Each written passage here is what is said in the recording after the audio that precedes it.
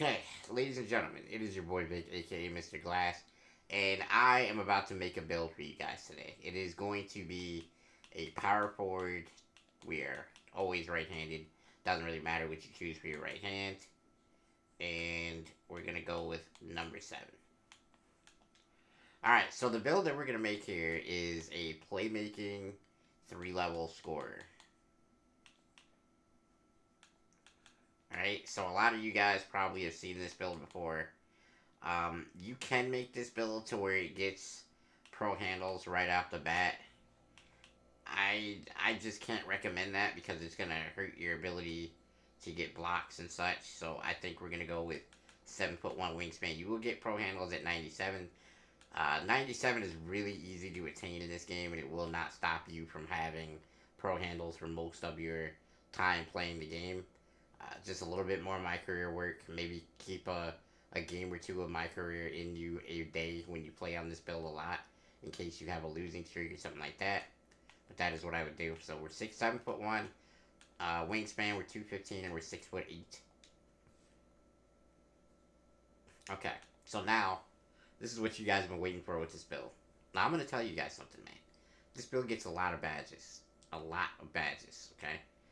So we're gonna start off with maxing out driving layup, driving dunk, and standing dunk. 16 finishing badges. It's a lot of finishing, right?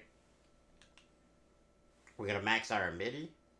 We're gonna max out our 3-pointer, and we're gonna put our free throw at a 54. So that's 32 badges so far. We're gonna max out our pass accuracy. We're gonna max out our ball handling, and we're gonna max out our speed with ball. So again, 28 badges. So that's 32 plus 28. That is already 60 badges, and we have not touched the defense yet. Alright, so maxing out our perimeter. We're maxing out our steal. We're maxing out our block.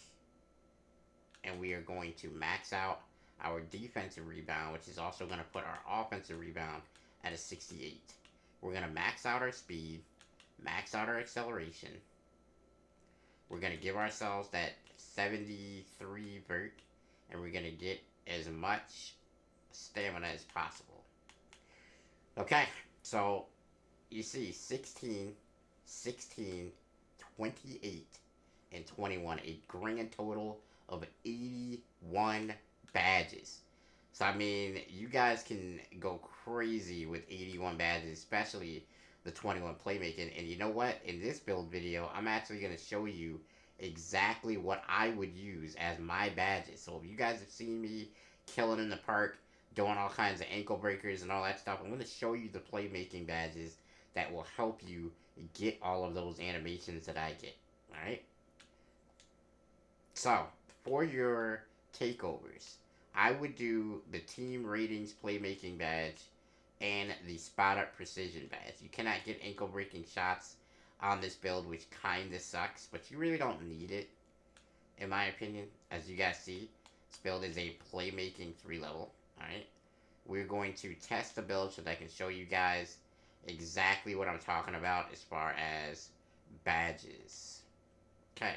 For our finishing, we're going to do obviously posterizer, obviously heat seeker. Now here's where it gets fun though. You can do slithery because you do have a lot of layup on this build, and it really does help with layup. Now you got 4 left. What I would do here personally is put back boss and finesse or fearless finisher. The reason that I would do put back boss is so you can activate put back dunks. I think they're underrated in this game. And I also think that because you have so much standing dunk, there's a big opportunity there. However, there's another way you could approach this. If you want to get a rebound and go back up, rise up is an amazing badge. It'll force you to get contact dunks on the go up. That is a big bonus. I personally would not do it though because I don't do a lot of standing dunks as it is, so that's not my bag. So we're gonna go with fearless on silver and put back boss on silver. Okay.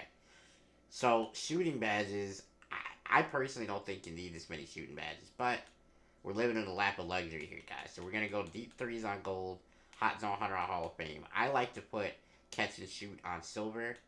I like tireless shooter in a big way, and I like stop and pop. If you already know that you're not the main ball handler, you can switch these badges up. You can take this off. You can put this on. I'd probably do something like that. If I know I'm gonna be the corner sitter, those are the badges that I would use. And the reason for that is because you really don't need stopping pop if you're not dribbling the ball. It literally does nothing for you if you're not dribbling it. So if you're gonna corner sit, these are the badges that I would use. Alright, so for your playmaking, I mean we're again lap of luxury here, man. We don't need all of these dang playmaking badges. But I'm gonna show you guys what I would do if I had this sort of luxury with me at all times, right? Ankle breaker gold, handles for days, quick first step on Hall of Fame, stop and go. We're gonna put that on gold. We're gonna put some unpluckable on. So I would either do gold or Hall of Fame there. I personally think Hall of Fame because people be spamming me, dog. You probably, if you watch the stream, you heard me complain about that probably about a million times. So we're gonna go gold with tight handles. We're gonna go Hall of Fame bullet passer. We have 3 badges left.